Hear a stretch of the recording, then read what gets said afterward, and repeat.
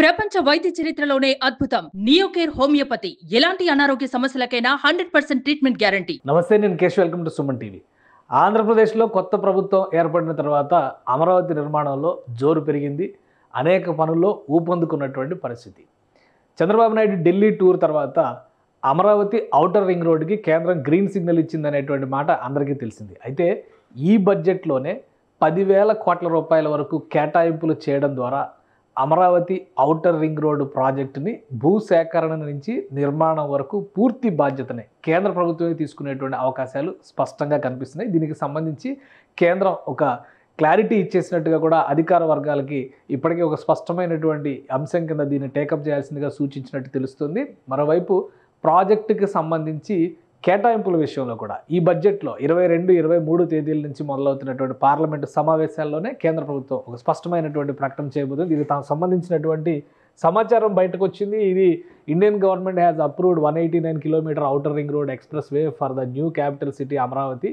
మొత్తం 25,000 కోట్ల రూపాయల అంచనాతో ఈ ప్రాజెక్టు చేపట్టాల్సినటువంటి పరిస్థితి ఉంది. అంటే నిర్మాణం కానీ భూసేకరణ కానీ దీనికి సంబంధించినటువంటి డీటెయిల్స్ మీకు ఇంకా క్లియర్గా చూపిస్తాను. ఇది అమరావతి ఔటర్ రింగ్ రోడ్డు ప్రాజెక్టుకు సంబంధించినటువంటి స్పెసిఫికేషన్స్ ఏంటో కూడా ఒకసారి మనం చూద్దాం.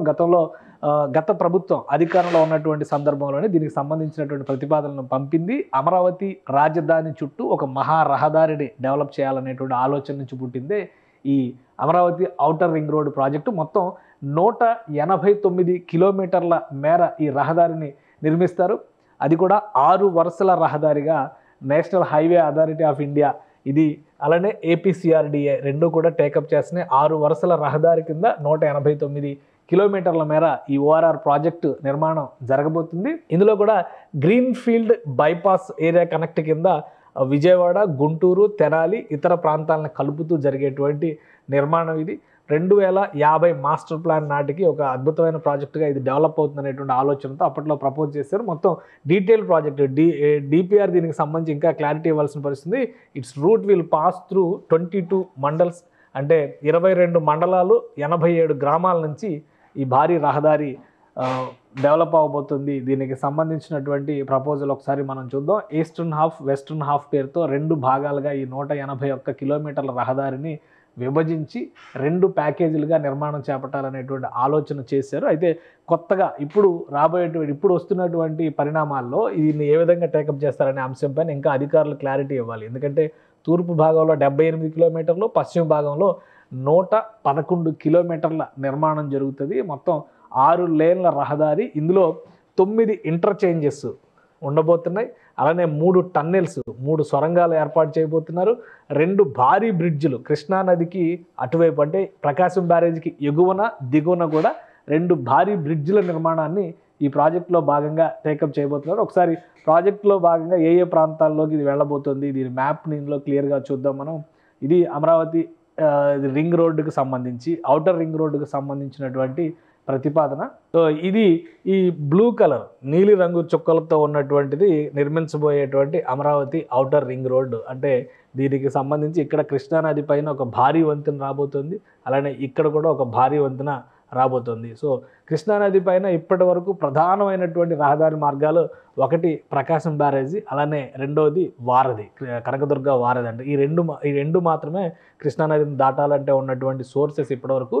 ఇప్పుడు ఎగువన బైపాస్ రోడ్డు పేరుతో ఒక నిర్మాణం జరుగుతుంది. సో అదొక వంతెన అవుతుంది. మళ్ళీ ఇక్కడ ఒక వంతెన, అలానే ఈస్టర్న్ బైపాస్తో ఒక వంతెన నిర్మాణం జరుగుతుంది. ఇది ఒక వంతెన. అంటే మొత్తం కొత్తగా 4 వంతెనలు కృష్ణానది పైన విజయవాడ పరిసర ప్రాంతాల్లో, అమరావతి రీజియన్లో అందుబాటులోకి రాబోతున్నటువంటి పరిస్థితి ఉంది.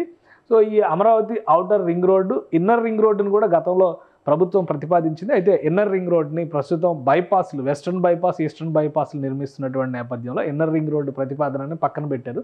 సో అందుకనే ఔటర్ రింగ్ రోడ్డు ప్రతిపాదనకు సంబంధించి కేంద్ర బడ్జెట్లో కనుక 10,000 కోట్ల రూపాయల వరకు కేటాయింపులు జరిగితే రాబోయేటువంటి 2-3 ఏళ్లలోనే ఈ ప్రాజెక్టుని సాకారం చేయడానికి అవకాశం ఉంటుందని ఇంజనీరింగ్ నిపుణులు చెబుతున్నారు. ఇప్పటికే భూసేకరణకి సంబంధించినటువంటి అంశాలపైన రాష్ట్ర ప్రభుత్వం ఫోకస్ పెట్టింది. ముఖ్యంగా ఏపీసీఆర్డీఏ దీనికి సంబంధించినటువంటి బాధ్యతలను నిర్వర్తిస్తుంది. కాబట్టి ఈ బడ్జెట్లో కేటాయింపులు జరిగితే ఖచ్చితంగా ఈ పనులు వేగవంతం కావడానికి అవకాశం ఉంటుందని భావిస్తున్నారు. 10,000 కోట్లతో కనుక ప్రాజెక్టు పనులను ప్రారంభిస్తే శరవేగంగా అమరావతి ఔటర్ రింగ్ రోడ్ నిర్మాణానికి మార్గం సుగమం అవుతుందనేటువంటి ఆలోచన చేస్తున్నారు. సో ఇక ఇన్నర్ రింగ్ రోడ్డు పరిస్థితి ఏంటి, అలానే ఇంటర్నల్గా కొన్ని భవనాలకు సంబంధించినటువంటి నిర్మాణానికి కేంద్ర ప్రభుత్వ సాయాన్ని రాష్ట్ర ముఖ్యమంత్రి చంద్రబాబు నాయుడు కోరారు. దానిపైన ఇంకా స్పష్టత రాలేదు. అలానే అమరావతి స్మార్ట్ సిటీ డెవలప్మెంట్ ప్రాజెక్ట్ని గతంలోనే కేంద్ర ప్రభుత్వం అనౌన్స్ చేసింది. గత 5 ఏళ్లలో అంటే 2019-2024 మధ్యలో ఈ ప్రాజెక్టుని అప్పటి రాష్ట్ర ప్రభుత్వం పూర్తిగా పక్కన పెట్టేసింది.